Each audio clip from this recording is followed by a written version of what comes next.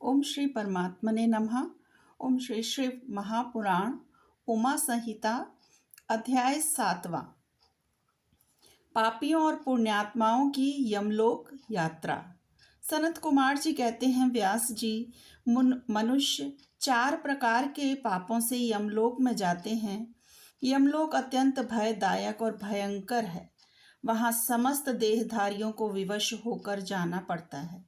कोई ऐसे प्राणी नहीं है जो यमलोक में न जाते हों। किए हुए कर्म का फल कर्ता को अवश्य भोगना पड़ता है।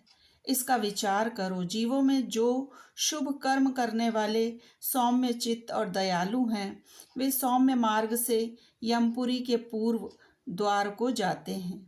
जो पापी पाप कर्म परायण तथा दान से रहित हैं, वे भयानक दक्षिण मार्ग से यमलोक की यात्रा करते हैं। मर्त्यलोक से 86,000 योजन की दूरी लांघकर नाना रूप वाले यमलोक की स्थिति है। यह जानना चाहिए। पुण्य कर्म करने वाले लोगों को तो वह नगर निकटवर्ती सा जान पड़ता है, परंतु भयानक मार्ग से यात्रा करने वाले पापियों को वह बहुत दूर स्थित दिखाई देता है। वहां का मार्ग कहीं तो तीखे कांटों से युक्त है, कहीं कंकड़ों से व्याप्त है, कहीं छुरे की धार के समान तीखी पत्थर पर उस मार्ग पर जड़े गए हैं, कहीं बड़ी भारी कीचड़ फैली हुई है। बड़े छोटे पातकों के अनुसार वहाँ की कठिनाइयों में भी भारीपन और हल्कापन है। कहीं कहीं यमपुरी के मार्ग पर लोहे की सुई के समान तीखे डाभ फैले हुए हैं। तदंतर यमपुरी के मार्ग की भीषण यातनाओं और कष्टों का वर्णन करके सनत कुमार जी ने कहा कि व्यास जी, जिन्होंने कभी दान नहीं किया है, वे लोग ही इस प्रकार दुख उठाते और सुख की याचना करते हुए उस मार्ग पर जाते हैं। जिन्होंने पहले से ही दान रूपी पाथेय ले रखा है, वे सुखपूर्वक यमलोक की यात्रा करते हैं।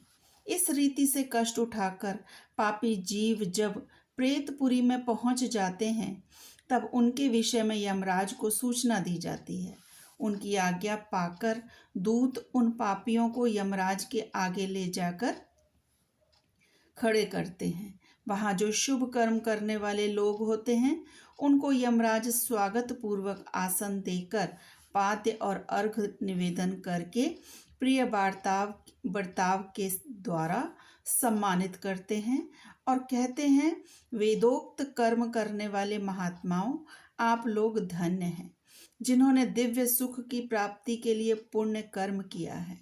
अतः आप लोग दिव्यांगनाओं के भोग से भूषित तथा संपूर्ण मनोवांछित पदार्थों से संपन्न निर्मल स्वर्ग लोक में जाइए। वहाँ महान भोगों का उपभोग करके अंत में पुण्य के क्षीण हो जाने पर जो कुछ थोड़ा सा अशुभ शेष रह जाए, उसे फिर यहाँ आकर भोगिएगा। जो धर्मात्मा मनुष्य होते हैं, वे मानो यमराज के लिए मित्र के समान हैं। वे यमराज को सुखपूर्वक सौम्य धर्मराज के रूप में देखते हैं, किंतु जो क्रूर कर्म करने वाले हैं, वे यमराज को भयानक रूप में देखते हैं। उनकी दृष्टि में यमराज का मुख दाढ़ों के कारण विकराल जान पड़ता है। नेत्र टेढ़ी भौहों से युक्त प्रतीत होते हैं। उनके केश ऊपर को उठे होते हैं, दाढ़ी मूछ बड़ी बड़ी होती है, होंठ ऊपर की ओर फड़कते रहते हैं, उनकी 18 भुजाएं होती हैं। वे कुपित तथा काले कोयलों के ढेर से दिखाई देते हैं। उनके हाथों में सब प्रकार के अस्त्र शस्त्र उठे होते हैं। वे सब प्रकार के दंड का भय दिखाकर उन पापियों को डांटते रहते हैं।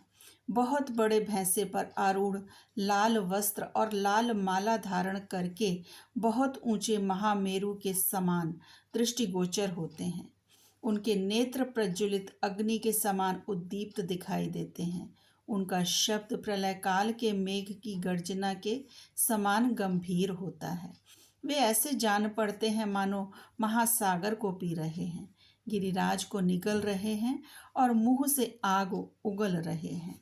उनके समीप प्रलय काल की अग्नि के समान प्रभाव वाले मृत्यु देवता खड़े रहते हैं। काजल के समान काले काल देवता और भयानक कृतांत देवता भी रहते हैं।